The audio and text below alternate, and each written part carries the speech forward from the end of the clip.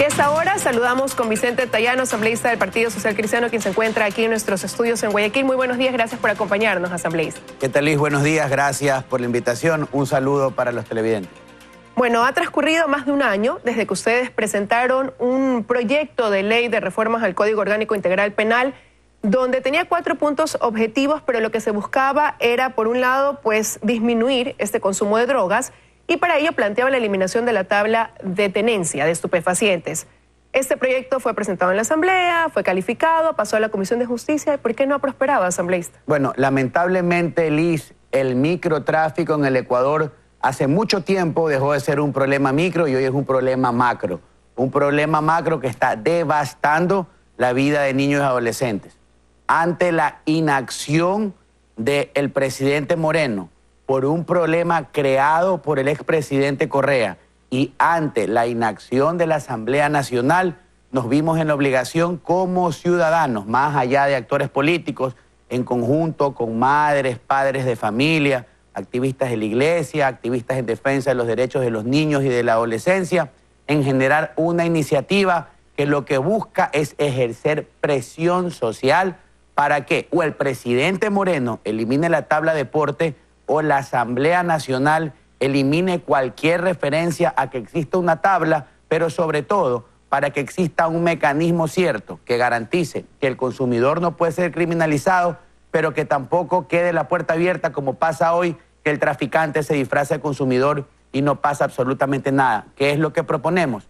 Creamos un portal web que se llama www.ecuadorsintabladedrogas.com. Ahora, antes de hablar ya más detalladamente de esta propuesta que ahora traen a través de esta plataforma, ¿cuáles son esas consecuencias que desde el punto de vista suyo ha dejado el tener esta tabla de tenencia o de porte de drogas? Ok, ¿cuál es el tema? En el 2013, el gobierno nacional, a través del CONCEP, aprobó una tabla de porte, la que permite llevar sin ningún problema 20 gramos de marihuana, 2 gramos de pasta base de cocaína, 2 gramos de heroína, anfetaminas, etcétera, etcétera. En el 2014, cuando se reforma la legislación penal, se establecen parámetros para sancionar, lo cual es correcto, porque usted necesitaba proporcionalidad. No puede ponerle la misma pena al que tiene 10 gramos que al que tiene 1 tonelada, pero hasta allí está bien. Pero el Código Penal no diferencia, no brinda un mecanismo al juez para diferenciar entre consumidor y vendedor, tanto así que el día de hoy, cuando alguien es aprehendido, inclusive se queda detenido algunos días, 3 días, 4 días, hasta que le hagan la pericia para determinar si es consumidor o no. ¿Qué pretendemos nosotros a través de la reforma? Que no exista tabla alguna, que no exista posibilidad de portar, y si alguien es detenido con sustancias, es llevado al centro de detención y alega que es consumidor, en ese mismo momento, en la unidad de flagrancia, se haga la pericia médica en la sangre y la psicosomática para determinar la calidad de consumidor. Si es consumidor, tiene que pasar a tratamiento. Pero ¿y por qué considerar entonces que el problema está en esa tabla que tenía como objetivo en su momento, cuando así la diseñaron, precisamente establecer una diferencia entre quién era consumidor y quién era traficante de drogas? Recuerdo claramente que el titular del CONCEP en esa época pues decía y hacía un llamado y combinaba a las autoridades, en este caso a los uniformados, asumo Policía Nacional, a que precisamente cuando se vea a una persona que portaba drogas, pues se trata de establecer primero qué cantidad llevaba, si estaba acorde a la tabla, para así no cometer errores al momento de acusar o de juzgar. Y por otro lado también en ellos competía el ver si era reincidente, si era la primera vez, o sea, analizar todo este tipo de cosas que llevaran a diferenciar. Entonces, ¿el problema es la tabla o el problema es quizás el soporte que tuvo que tener esta tabla y el deber que tienen, por así decirlo, pues las autoridades competentes en ese caso? Punto de partida del problema del microtráfico es la tabla. Tanto es así, Liz, que esta tabla a la que hace referencia el Código Orgánico Integral Penal ha sido desde el 2014 reformada en 3 ocasiones y de un solo golpe y porrazo. Por ejemplo, se podía establecer 300 gramos de marihuana para aporte, sanción en mínima escala. De un golpe la bajaron a 20. Esa es la muestra de que nunca el tema fue analizado, fue estudiado y que el Ecuador no estaba preparado para pasar a un sistema de tablas.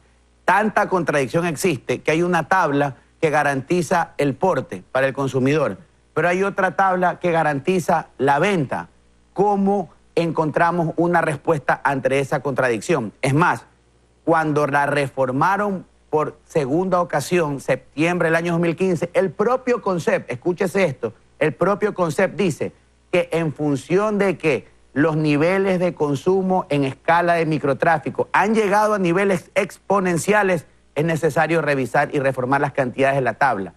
Ahí está el argumento. A confesión de parte, relevo de pruebas, decimos los abogados. Por lo tanto, no solo que no fue una decisión técnicamente valorada y estudiada, sino que el Ecuador como tal, la sociedad ecuatoriana no estaba lista para ese sistema de tablas. Y vea usted, lo que hicieron los narcotraficantes fue encontrar allí una nueva modalidad de venta y de consumo, más fácil, en pequeñas cantidades, a un bajo costo. Ejemplo de eso, la tan mencionada H en Guayaquil. Ahora, hablando de la H, dentro de este proyecto que ustedes propusieron ya hace más de un año, como lo digo, y dentro de esos objetivos también estaba el endurecimiento de penas para quienes promuevan este tipo de drogas diferentes y que hacen gran daño a la sociedad.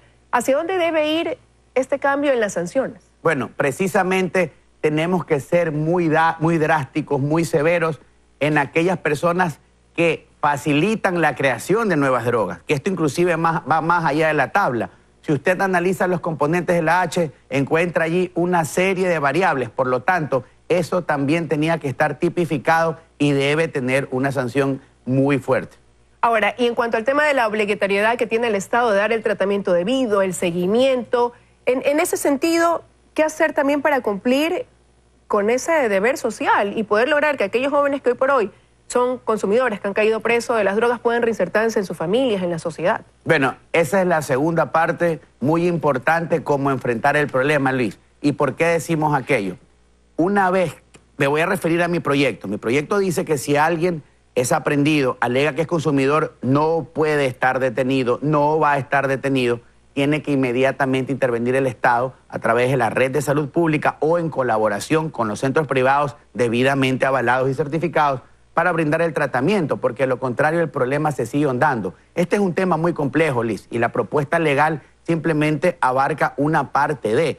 Esto tiene que ser tratado integralmente, desde la prevención, el combate y fundamentalmente la rehabilitación. Rehabilitación que es totalmente nula, rehabilitación que es insuficiente. Imagínese usted que de acuerdo a las estadísticas públicas, 10 centros públicos, es decir, el Estado para tratar el problema de rehabilitación tiene 10 centros. Le ponen estadísticas mentirosas, sí, en esta unidad de salud, en este dispensario médico, también se hace desintoxicación. Esa no es la solución al problema. Pero ahí hay un problema, porque no hay los recursos suficientes, porque no hay la infraestructura suficiente para atender este problema que se salió de las manos en el país. Efectivamente, se salió de las manos porque no lo estudiaron, se salió de las manos porque ellos lo crearon y porque les quedó grande el traje y no supieron manejar el sistema de tablas. Ahora, ante eso usted propone, ya lo decía, ha surgido esta iniciativa, que es esta plataforma www.ecuadorsintabladedrogas.com, que es una especie de conteo público para marcar presión. Van a ir marcando día tras día la inacción por parte de las autoridades en dar paso quizás a la aprobación de esta, más bien, no a la aprobación del proyecto, sino a la eliminación de la tabla de porte. ¿Qué hicimos, Liz?